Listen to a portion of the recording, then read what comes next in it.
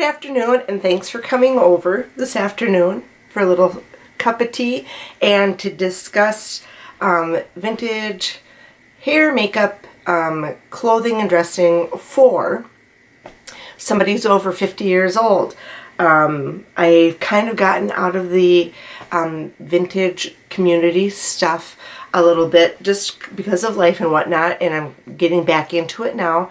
I've always dressed vintage for my vintage camper rallies, but that's kind of weather determinant, because if it's really, really bad weather, the gals, including myself, won't get all vintaged out because you're dealing with rain or hot or humidity or whatever, so you'll do kind of what's just comfortable and put a vintage scarf in your hair and call it a day, because you don't want to mess with all of the things that are entailed in dressing vintage or getting dressed up vintage. So when I first started doing vintage dressing was shortly after I bought my first vintage camper, so that would have been back in 2011, 2012, and I had a trip to Vegas I was taking, so I was Googling vintage Vegas and vintage Fremont Street and came across a YouTuber called Lisa Fremont Street, and just kind of got sucked into the whole vintage community. I didn't even know it was out there. When we would take our little vintage camper out, which is 1971, we'd always dress vintage, but when you're thinking vintage for that, think of double knit polyester, Brady Bunch, Partridge Family, that type of stuff, kind of like the clothes that I grew up in. It pre-disco era. It wasn't disco-y really per se, but that double knit polyester, what do you think of as like the Brady Bunch wearing? And I look back in pictures and I would have been in grade school then. That's what I wore. So my vintage dressing kind of made an evolution from our vintage camper dressing to more of a vintage aesthetic, and doing some 40s, 50s, 60s, the 70s stuff I kind of kept with when we were doing our vintage camper rallies and stuff.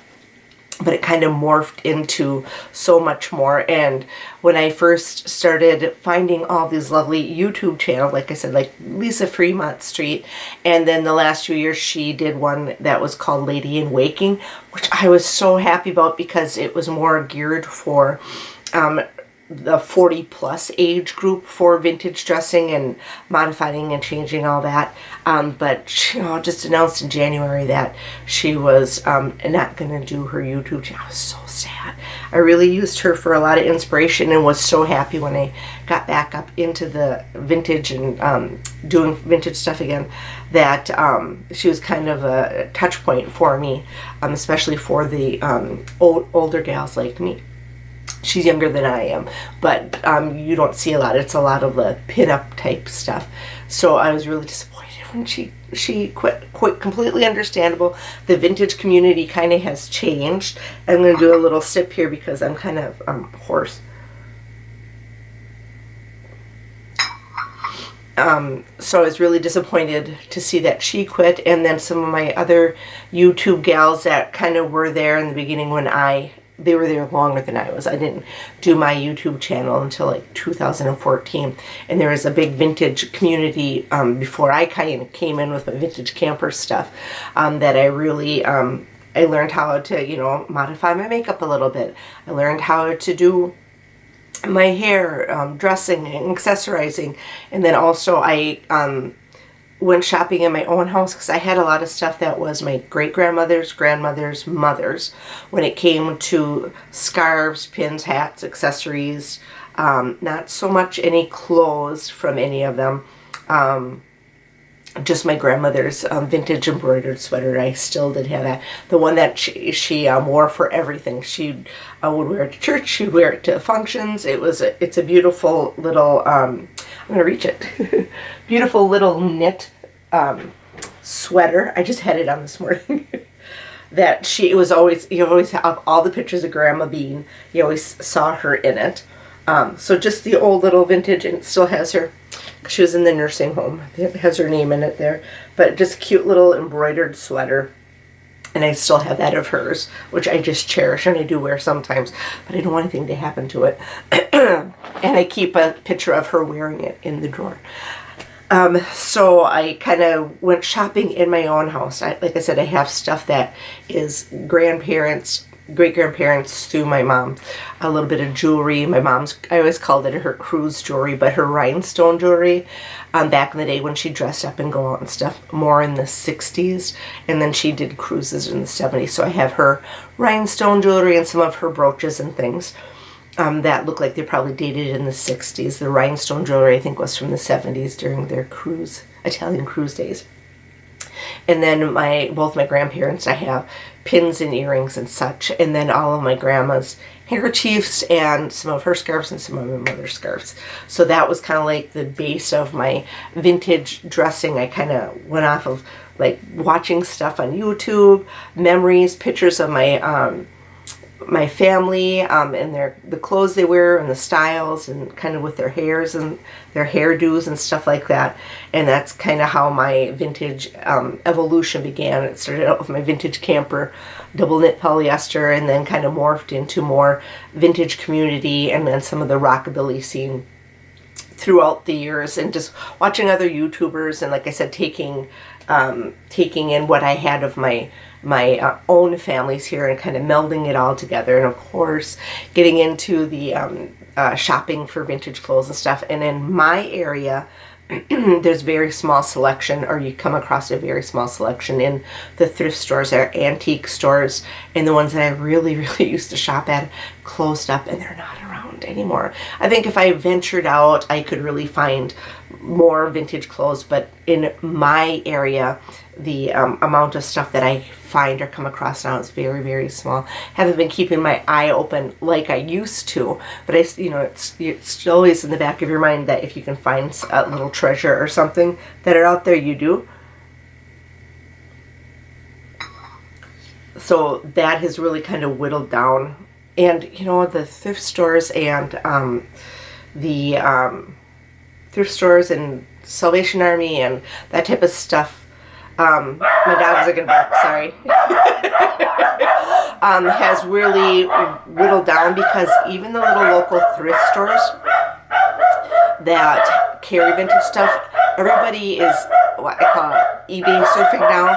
So if they come across something they think it might be, I am really sorry, might be old or vintage, they mark it up. They mark it up like it would be selling on an Etsy site or an eBay site, not a thrift store site, so you can't get the deals like you used to. It's kind of sad, because you don't want to spend a mint. And I do really have my base. They should quit pretty soon. It's the mail carrier. I really do have my base of clothing that some of the pieces are my very first purchases, and some through the years when I pick up deals and whatnot. And if you're like me, you're plus size, I'm a size 16, like regular day size. It's harder to find plus size clothing vintage wise, because I'm sure they weren't manufactured like they are now, one. And if it was a homemade or precious outfit or something, since it's homemade or they made it themselves, whatever, you hung on to articles of clothing longer. We live in a disposable world where we get stuff and we let stuff go so easily. Back then they would have very classic pieces that they'd hang on to, so sometimes the larger sizes, or if it was purchased, the larger sizes were probably held on to more because it was harder to get a hold of, it costs more to make. So those items have a tendency to be more worn, or, not in as nice a condition as the smaller sizes. I used to have so many vintage clothes that I had gotten deals or had bought in lots, or something was closing down and bought them, but they were like size 2 or 4 or 6, or small. Some stuff I ordered and I would think that had been my size, and my cousin Christy, who I think is like a size 6, barely fit her, and I thought, well, this is a size 16 or whatever, but it's a 16 vintage. They just went past again, sorry. So a lot of stuff that I purchased hoping that it would fit me back in the day, I passed down to Christy, sorry. And so she inherited it a lot that way. So she never had to do any vintage shopping herself because it was all stuff that I got. So I got wise 2 years and ask for measurements. Know what your, if you have a vintage dresser or a dress or whatever that fits you and you like the way it fits, get the laying down flat measurement of it for the, you know, the bust, the waist, the length, and all of that. And when you're purchasing some off of Etsy or eBay, you go by measurements, don't go by size, because they're off. It's even hard when you're buying reproduction stuff now, because I can wear anything from an extra large up to I ordered a dress that is do I have it right here? That is a 4X. It's big, but what did I do with it? I got a big pile of stuff in front of me here. So it's a 4X, and the dress is a 4X, and it's big for me, but I can pin it in. I don't sew, or I can take it in a little bit. But the sizes, I think it's banned. All the sizes are so wackadoodle, even in the reproduction or vintage stuff, depending on where it was made or who made it or whatever. You can wear anything from an extra large up to a 4X. This, if it would have been a 2X or 3X, would have fit me. 4X is big, but I'm going to make it work because, wait till you see the print. Oh my God, look at that. It's vintage campers and, hope you can see that okay. Vintage campers and camper vans and stuff. And I got this off Poshmark. And I fell in love with the print. The waist is kind of loose. The top is big, but I will modify it. I will take it in or pin it or whatever, because I got it for like $25. And when I saw that print, I'm like, and I didn't need it. But I bought it anyway. So you really have to watch that. And if you're trying to do it on a budget, you can find the things on Etsy and you can find the things on eBay or wherever. But the prices are so high. They're very expensive. But what I have found is if you go on to Amazon and type in 1950s dress or whatever, I found a particular brand that I really like. That what I do is usually different sizes, different prints will go on sale throughout the year, or clearance or markdown. So I'll go on Amazon, I'll put it in my basket, save it for later, and wait for the price to drop, because I don't want to spend, you know, I guess back when I was spending on true vintage, I didn't mind spending a little more. The most I think I ever spent on something was maybe $50 or $55. Reproduction stuff, I think the most I've ever bought was $50, but it was a $100 dress, and it came with a very, very nice petticoat coat, the nice soft one. So it was an end belt and everything. So it was a really good deal. So $50 usually is about my max out on vintage or vintage reproduction back in the day. Now, I will not spend that much money. And I found Poshmark. And I signed up for Poshmark years ago and didn't realize that they carried, they do carry vintage clothes too, but they carry vintage reproduction stuff. If you know the brands, which is kind of sad over the last 5 years or so, kind of COVID during that era. I mean, we lost so many great YouTubers because of life commitments and stuff, or their niche that they were in, they didn't feel they could grow or wanted to grow more from that and didn't, or personal reasons or whatever they may be. But the ones I followed. I lost a lot of the gals that I really, really enjoyed through the years. And there's a lot of other vintage YouTubers out there. They're in their early 20s and they have cute YouTube channels and stuff. But I'm more interested in like my age category. So I'm looking at 40 and 50-year-old ladies or gals to find my inspiration from, and there's just not a big community out there anymore. So I go back to watch my old stuff. I mean, it's still out there and it's still pertinent to what I want, and I still enjoy them, and I can watch videos. I don't know about you, I can watch the same video over and over and over again if it, I like it and it's a good conversation. So with the vintage stuff, like I said, I don't find the local deals like I used to in vintage stuff. I think it's just, the area is kind of like, there's only so many grandpa or grandma or mom or dad households get cleared out in my area, right? So I suppose there's only, it's not unlimited. And you think about the older community that you're getting that stuff from. they're getting like, they're in their 80s or 90s, and their houses are probably already cleaned out, so you're not finding it locally. So I think you have to go outside of my little cocoon that I lived in to find vintage stuff. And like I said, the Etsy and eBay stuff, I can't find the great. Every once in a while you come across a dead stock, and a dead stock is a new item. Might be from 1960 something, but it's got the original tags on it, and I found some great deals, and I used to get really good deals. You just have to look and look and look and look, and you eventually come across, and I just don't see them like I used to.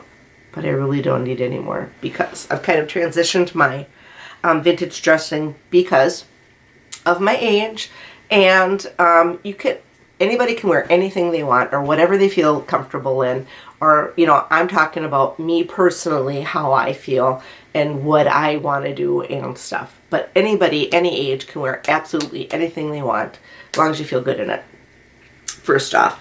But for me, I've noticed that since I've gotten, everybody's getting older, right? That, and I don't know if you can pick up on it, because I did this 2 weeks ago now, that if my natural color is salt and pepper, and if I leave my natural hair color and I wear my true vintage stuff, and I got a couple pieces right here, and I do my normal hair color, and I wear my true vintage stuff, and I don't have a lot of, like, I have some 40s formal stuff, couple, but most of my vintage wear that I have, and it's kind of based on what my mom and my grandma wore, or what I remember them wearing, or pictures of them. My mom used to really glam up back in the day, and I do have some fancier stuff, but most of their stuff was house dresses. My grandma wore house dresses up through the 80s. So are prints like this, which I absolutely love. I love this dress, but I find if I wear a vintage dress like this, it's a house dress, a little frillies on it. I hope that's in frame. And this is another one of my vintage ones that I absolutely loved. I still love. And I have a matching yellow hat that goes with this. I find that if I wear my vintage dresses and I leave my hair salt and pepper, if I don't color and I don't watch how I'm doing my hairstyle, that it really ages me. And I am old. I am getting old. But I guess when me and Christy went to Las Vegas a couple years ago, I looked at some of my clothing that I had worn, and I had my salt and pepper hair, and I vintaged it out. Vintage hairstyle my hair. And I noticed that I have to loosen my hairstyle for my age, because if they're too tight, too harsh, too structured for my age, and I'm wearing vintage clothing, it really does, I feel, ages me. And like, maybe because I have memories of my mother and my grandmother wearing those, and they, my mom had snow white beautiful hair, my grandmother had salt and pepper hair, and I just look at myself in pictures and like, gosh, even though that's me, I don't want to be aged because of the too harsh of a hair, too harsh of makeup, and the clothes that I'm wearing, which, like I said, are like my grandma's and my mother's. So I find that I love my salt and pepper hair. It's not that I don't like my salt and pepper hair, but when I'm dressing true vintage with my salt and pepper hair, even if I'm wearing some Reproduction stuff with my salt and pepper hair, I have to really watch my styling, and I can't be, if you notice today, I've kind of gone a little more loose, and not to have it so harshly pulled back off of my forehead. Because it really does, it just kind of ages me, and I gotta really watch my colors, because I love grays and blacks, and even some pastels have a tendency to really wash me out. So I've got to watch that too. So I've had to kind of restructure and rethink about how I dress vintage, even though I could wear any of it if I'd like. I have to think, and the tone of your skin changes a little bit when you're older too. Not that it gets washed out. What I'm trying to say it in a nice way, but you just lose that youthfulness to your skin. So I find that I have to lighten up my makeup and not be so heavy with the. I know I did Coffee with You, and I was talking about travel or something, and I really had my makeup on. I had my makeup packed on, over powdered. My hair was pulled back pretty harshly, and I just thought, oh, I just don't like the look on me. You know, I don't. It's not that you can retain your youth. I mean, because you're getting older, but you need to modify what you're doing vintage-y-ish, just like I do in my normal life if I'm styling my hair. I find I do a little more softer. In everyday world, I don't curl my hair. I usually just do, I have a kind of a modified shag that I blow forward. And it's very loose. And that's how I wear my hair, because I have to, not that, like I said, growing old is not bad. I don't want to come across that way. But you just feel better, or I feel better about myself if it's a little bit looser look. Pulled back tight styles, pulled back tight ponytails can make you look really harsh and hard, or me at least. So I try to loosen it up and make it softer. Try to have something on my forehead a little bit. It just softens around your face. And like I said, I love my salt and pepper hair. And I look at pictures, but when I'm doing vintage and I have my salt and pepper hair, it doesn't age me. It just does, just the way life is. Can't get around it. So I don't wear my vintage as much anymore anyway. I do have my key pieces, and I do get them out for like the camper rallies and stuff. But I don't bebop around like I used to in my vintage stuff, especially not in the winter. It's too cold.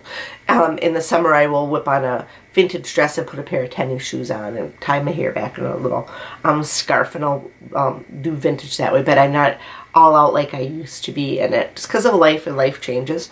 But I have really turned to the reproduction stuff. And when I first started, I was kind of a mix. First as the polyester, and then I was kind of a mix of both. You know, and modern styles that I would vintage out. And then I kind of went into just vintage for a couple years, that I wanted to be like a true, you know, true to the vintage, everything from head to toe had to be vintage. Oh, and you can't mix anything. That's the way I felt. This is years ago. Couldn't mix anything. And then I kind of got into finding the companies that do reproduction stuff. You know, because this is a kind of a journey. It was a journey for me. All this, I didn't know all this stuff. I mean, I just had my basic, went to JCPenney's and got my stuff. Or Target or whatever. And then I started getting to the reproduction stuff. And why I like the vintage stuff is lovely, and I like it. But, you know, it's vintage material. The double knit polyester, I mean, that stuff never wears out, and it washes up like a dream. But when you're doing a vintage camper rally and it might be 80 plus degrees and you're wearing double knit polyester, it's hot and it's not comfortable, and you're just sweating and it's running down your back. So me and my cousin kind of switched to the cotton house dresses for the camper rallies when it's that hot especially, and went that route. And then I started getting into the reproduction clothing. So you can get stuff that is like band apparel. You can get things that are Hell Bunny. You can get, there's so many companies out there. What I started out with was Sourpuss, and that's vintage rockabilly inspired clothing. The company went out of business. I didn't know this. When I started to get back into the vintage stuff, I found out Sourpuss is a defunct company. You can still find things out there. And I did, I got that dress right here. I'll have to show you what I'm taking to Viva. So I did find some Sourpuss. Oh, this is a Sourpuss dress, and I love this dress, and I've been looking for this atomic print for years that I wanted to have a skirt with an atomic print on it, but I wanted this. Well, then I bought it, and I'm like, is that too young for me? Not that you can't wear anything, I'm not saying that, but I feel like maybe this is just too young for me to wear. I don't know, or maybe I'd feel more comfortable if it was like middle of the summer and it was like summertime. I look at it differently, but I'm just like, it's kind of a youthful dress. I could not age it up or whatever, but wear it with a darker cardigan and don't make it too cutesy and stuff, you know, like, but I got my little pin on, I found these on, I found some stuff on Poshmark. So if you find a dress that you like on Poshmark, a lot of the Poshmark ladies it's their, it is their store. So they'll have a lot of, if you find a couple dresses from a certain seller, go look at their store, because that's their size, and if that's your size, you might have hit a jackpot of finding stuff. So this lady had earrings like this, and then if you do a bundle, you don't have to pay the horrendous, shipping and handling for every single, thing. Still getting over my last week illness. So, go to their store because you might find a whole bunch of stuff that's in your size, and that's what I did. So I found these, and then I thought, well, I'm gonna see what else she's got in her store, because then I can purchase a bundle, and then I can save on the shipping and handling. And sometimes if you bundle, you'll get 10 or 20% off of your shipment. So I got these earrings from her, and I got another pair that is a black and red, and then something else. I can't remember what that was. And I still go out, and I'm still trying to find the deals in the thrift store. But you used to be able to buy, this is just dating, I guess. You used to buy earrings for like a quarter at Salvation Army or whatever. And now some thrift stores you can get 99 cents, which is a good deal. But some places it's $2.50 for a pair of used old earrings. Aren't necessarily vintage. So I did find this pair that were red plastic with some weird great big bead on them. I cracked the bead off, and then I just took a heavy-duty black magic marker and went over the red plastic that was on there and kind of modified them. And then I got these for 99 cents, and I thought they had a kind of an atomic vibe to them. So that was a good deal. I just had to modify them and fix them up a little bit. So you can still find little deals like that out there. Like I said, maybe if I was out spreading my wings and looking around there, I'm sure there, if you go up to St. Paul, Minneapolis, there's thrift stores and you can get really good deals and stuff. But I'm kind of a homebody. I like to stay in a certain radius. I don't want to burn a tank of gas going to look for a deal if I can't find it at River Falls or Red Wing or thrift store up in Ellsworth. I'm not going to go delving out. So that's, like I said, maybe everything out in this area is kind of gone. So I've gone into more reproduction stuff. Like I said, Sourpuss is out of business. They had some really cute, kitschy, rockabilly type clothes back in the day, but you can find really good deals on Poshmark. That's where I got the dress. It's too big for me. It's a band apparel. I got a good deal on that. I think that was $25. There's another one that I got from, it's a Sourpuss dress, and I tried to haggle her down. I only got her like to 40, but it's it's black background with an atomic starburst, and I just love it. And I thought, I'm going to get a couple of things that I really want, that I've been thinking, oh, someday I'm going to get that print or that dress. So I'm doing it now. Why not? What am I waiting for? So if I can find it. And another dress company that went out of business too is Lindy Bop. I loved Lindy Bop. I think they're out of England or the UK or whatever. But they had a US store, and they had the most beautiful, well-made reproduction dresses. And during COVID or during post that time, they went out of business. So you can still go on to Poshmark, type in Lindy Bop, and find dresses. I have a couple reproduction dresses from ModCloth. I think I do have one Lindy Bop dress that I still have. And then other things that I've been getting are through Amazon. And if you go onto Amazon, there's a company called Belle Poquette. I think it's Belle Poquette. And there's a brand called Wellet. And there is Karen Grace.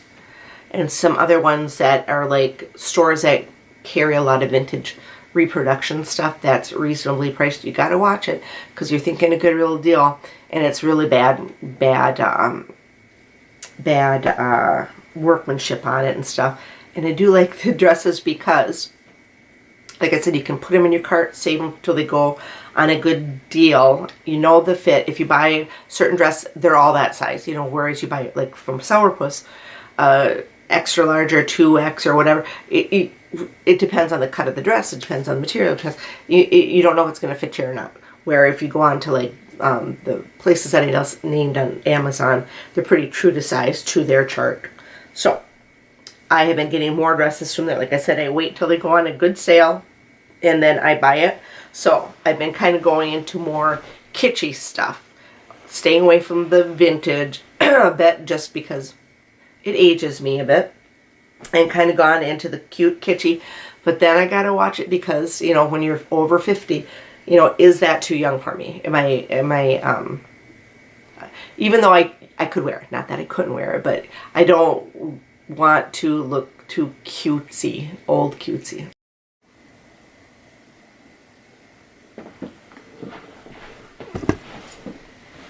So I stick with the darker backgrounds. I find if I stay away from pastels too, that's another thing that kind of helps me not to go with, like, I have this pastel on, but I kind of really have to watch it because it has a tendency sometimes to wash me out if I go with pastels because of my hair and skin tone and stuff.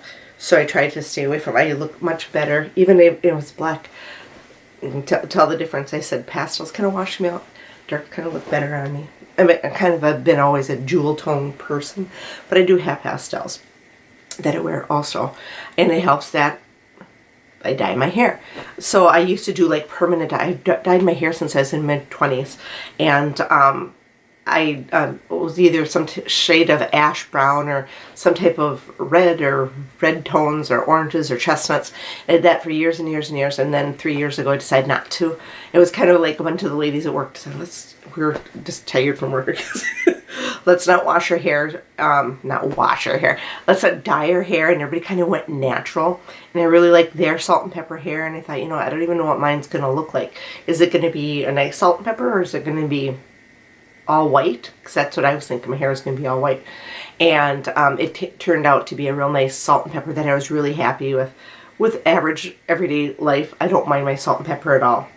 But like I said, if I'm wearing, you know, cute kitschy stuff and my vintage stuff, I like to have a little bit of color in my hair. So right now I have, I think it's called Colorista. It's supposed to be temporary washout in 7 to 10 washings, and it was supposed to be a maroon. Well, maroon on a dark brown hair. I'm thinking I've got dark brown. Well, yeah, I've got salt and pepper hair now. So I don't know if you can see it or if it picks up because of the lighting in here or not. But when I did it and I dried it, and I didn't notice it until I dried it, I'm like, oh, my hair is lavender. I'm like, oh my Lord. You know, like I said, when I used to dye my hair, it was always kind of a richer, darker color. Sometimes I do a really vibrant red. I could never do colored hair like this when I was working because in the medical field it has to be some tone of a natural color.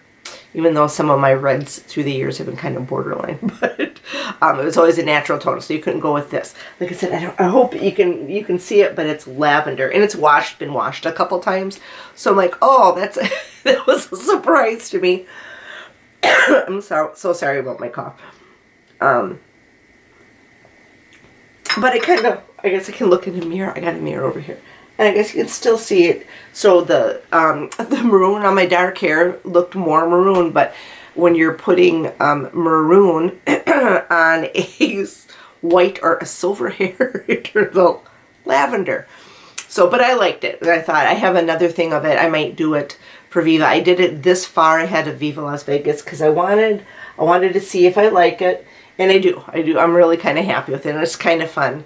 I thought, should I go with something darker? But I'm like, no, maybe since I'm kind of going my hair salt and pepper, maybe stick to this, like I said, kind of a lavendery maroon base type of look. And I kind of like it. Colorista, it's called. Colorista. Semi-permanent washes in 7 to 10 times. So we'll see. I've had it for 2 weeks, but I haven't been like washing my hair as diligently since I've been sick as I did before. So I feel more confident and better wearing my vintagey or pastel-y colors or my vintage dresses if I got a little bit of tone to my hair. So whatever the tone may be. And for me, when I shop for colors, a lot of times I shop by what's on clearance or sale. Because I got this one for like $6 and it was marked down almost half off. So I thought, oh, I'll try that. If it washes out in 7 to 10 washings, whatever it turns out to be. I don't go anywhere, do anything, and this is a trial run before Viva. So I think I am going to redo this for Viva. And I might pick up some other colors just for fun, because it does, I don't want to be sometimes you'll see older ladies and they have their pretty white hair and then they'll put a little piece of pink or a little piece of purple in it. Well, I want this to be an all over wash. I don't want just like a little snippet of cute coloredness. I want to do a whole wash over my hair, and since my hair is like 3 different colors and tones, it picks up differently, so I'm very happy with how it turned out. So I think I'll keep doing this, and I'll do it for Viva, and then I think I might have a little more confidence for maybe I'll pull that one off, wear that, and wearing my vintage stuff. Like I said, my hair, I haven't had my hair professionally haircut since fall. I usually just cut it myself, and whoever is around will just do a chop across. So I have to go into my lovely hair associate ladies and have them do a nice cut for me, because it's much easier to style vintage when you're doing that. And I did find my I still have my what are these, bristle curlers with the little white picks. It's still hung on to these. Just that I have to get my little pin curl clips. And I think I'm going to do some wet sets, softer wet sets, not as tight wet sets, so it's not so harsh around my face. And then I did keep one, I'll tell you what, I was hair dryer obsessed. I love those old hair dryers. I had a hard one. I had one from a vintage camper. Oh my God, I had so many of them. So I whittled it down to, I had gotten this little suitcase, and then I kept one hair dryer, and I kept this one because it fit in the suitcase, and I also kept it because my vintage, I still have my bathroom vintage stuff, is a robin egg blue. It matches this blue, so I kind of kept it because it was that kind of color. So I do have my vintage hair dryer yet. I did keep my curlers for my wet set to do, and I will do that again maybe after I get my hair cut, because it's kind of long right now. My hair's kind of long. My son just chopped off like that much of it. So it's not very even cut, but it's still easy to do like this set today. I just did it with a curling iron and bobby pinned it and scarfed it up and let it kind of set that way. This doesn't hold as well as a wet set. Wet sets are nice, but we'll see with the wet set. Like I said, if it's too harsh, I will stay away from it, because I'm trying to soften my look, soften my makeup, soften my hairstyle a bit, kind of be more cognizant of what I'm wearing, how it looks on me. And sometimes you think something's great, and then you see a picture of yourself later, and you're like, oh Lord, why? Oh, I don't like it. I don't like it at all. So if I get something like that, and I look at a picture and I'm just, I'll get rid of it, because if it, if it doesn't give you like joy or happiness, get rid of it. So kind of that's how I've modified, like I said, my hair, my jewelry. I've kind of kept the way it is, even though sometimes you think, oh, I just love the fact that it was grandma's and mom's and stuff. So I still wear my vintage jewelry, and I still do buy the kind of fun, I call it rockabilly jewelry, more because this wasn't like the look back in the 40s, 50s, or 60s whatsoever. But this is kind of the rockabilly, and it's that glitzy stuff. Well, so had this pin, got these earrings, happened to be that it matched the pin. And I've always wanted to have a, oh Lord, do you think I can remember the name of it? No. It's a type of purse, and it's vintage rockabilly style, and it's the vinyl glittery, oh my gosh, there's a liquor brand that makes it, and then there's another brand, but they're really fun, kitschy, rockabilly type purses and stuff, right? So I did pick one up. Like I said, I'm going to have to show you I'm taking Viva. Well, I was on Poshmark, and I just put in glittery vinyl purse. I wanted some glittery vinyl purse. And I lucked out, and I came across this purse. I'm just going to show you now because I'm so excited by it. And it's a custom-made purse. Somebody must have had it done by the company is called Rough Seas Designs. And it's a custom handmade purse for somebody. They must not have wanted it. I got this purse for $20. I just had to reshape it, and oh my God, how could I not get this when I saw it? Oh my Lord. I had to get it. Oh, it's going to go one thing. It's going to go with, and it's like glittery, it's going to go with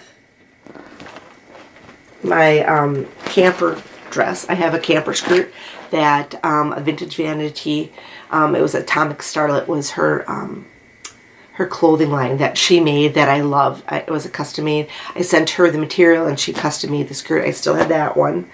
And I don't know, whatever else I can find this. So I got it. It was all bent up and all crunched up, and it looked in really bad shape.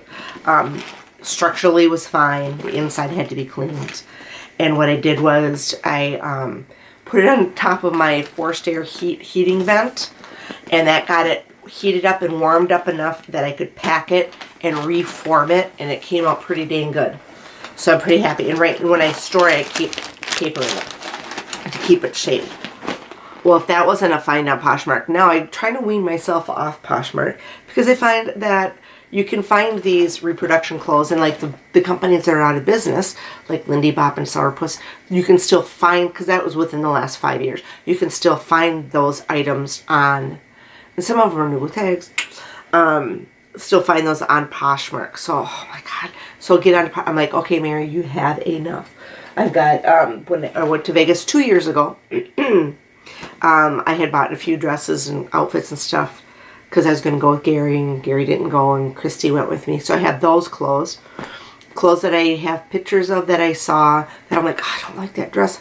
I'm not going to wear it. It was kind of a good trial run because it was kind of a last minute, do you want to go? We kind of went, kept it very low key, and just kind of, it was just a weekend getaway. Didn't get into the whole thing as much as we usually do. But it was kind of a good trial run for seeing pictures with my hair, salt, and pepper. Wasn't happy with that with my vintage clothes. And also seeing some of the clothes that I had bought that I'm like, I'm not really happy about how that looked on me. So I'm not going to take it, not going to get it, because like I said, when I get these reproduction dresses, I'm so sorry. Because I'm talking so much. These reproduction dresses, I get them for a steal. I'm talking anywhere from $14 to $20 for the, like that avocado dress that I showed, that I have, this one. I got for like $20. I just kept it in my basket till the price dropped. So if I get something and I only wear it once or twice, I'm okay with that. I will take it to my vintage camper rally, and then I have a little stand, and I'll see if I can sell it to somebody. And if somebody who's attending the rally wants to buy it, fine. If it's somebody who's at the rally, who's a participant, and I don't get rid of it by the end of Saturday, the show day, anybody will want it free. Otherwise, then I'll just take it to Salvation Army. Somebody else will find the gem. That's why I don't feel bad if I get something that didn't work for me and I give it to somebody else, or give it to Salvation Army. I don't feel bad because somebody else found the treasure. So that's okay then. So that's kind of gone over my hair, my clothes, my makeup, and everything that I kind of changed. I got rid of all my high shoes. Like I said, I tried to sell those on Marketplace. I had some beautiful Miss L fires. But I thought, just for comfort, just for stability, I've switched to, I got my basic Mary Janes. Kept them. I found some really cute textured plain old tennis shoes that I've got in a couple different colors that I'll wear with my dresses. And then for dress, I have some pointy slingback, whatever. And then I do have one pair of Miss L fires that I kept that are a real chunky heel. That's a green velvet. Kept those. And I kept one pair of higher one that were bait shoes. B-A-I-T shoes that are reproduction shoes that I kept because they're comfortable. Got rid of everything else. Everything else that could cause me harm, injury, no comfort. I got rid of all those too. So I kept it very simple. So my evolution of vintage has kind of changed. How I get my vintage has changed. Where you can get the good deals has kind of changed. Like I said, Poshmark is very, very good. Now I got to stop going on Poshmark because I found some really great deals. And like I said, sometimes you can haggle and get a better deal, or bundle things and get a better deal that way too. But I'm kind of done. But when you take a trip, you always think, I got enough, right? I have enough stuff. Well, I know I do. But it's fun to get new things for a trip. And I try to kind of do a budget, and my budget for Viva Las Vegas this time for getting new, and that includes the 2 purses, some sweaters, some shirts I got for Gary, And they got such cute reproduction stuff for guys too. That is very inexpensive. You do the same thing, put it in a cart. So I got this avocado dress, and then I got this shirt for Gary. It's a Bloody Mary cocktail dress. Isn't that adorable? Oh my God. And I got it for like $12. So I got that for him. So try to keep my budget to like around $150 or so total for new stuff for the trip. And it's just like, it's just fun to have something new when you go somewhere, right? But I've really whittled down my vintage stuff to things that I've got a few different sizes, but I've gotten to the stuff that would never fit me in a million years, and some stuff that was a little bit bigger, and I got rid of that too, and just kind of have a very small grouping, those like size 14, 16 clothes. That's reasonable, that it might be up or down, but will fit me. Vintage wise, whittle down my reproduction stuff to stuff that I really love, or I see a picture that, oh my God, I absolutely love that dress, or like how it looks on me, or kept the shoes also that are sensible but cute and stylish, and of course all my vintage jewelry, and I whittled down my hats also, that I only kept a small handful of those. I still got plenty of rockabilly flowers, but I've gotten got rid of those through the years to ones that are only like very interchangeable, matchable, or go with outfits that I have. But I think I'm, like I said, you always think you're done buying something, but then you find something else. So thanks for coming over and having a little talk about vintage style evolution, the sadness of losing some of our vintage YouTubers that have retired, and some of the clothing lines that I've loved through the years that the shops have closed up. But there's always something new and new around the corner, and like I said, Amazon is kind of a resource.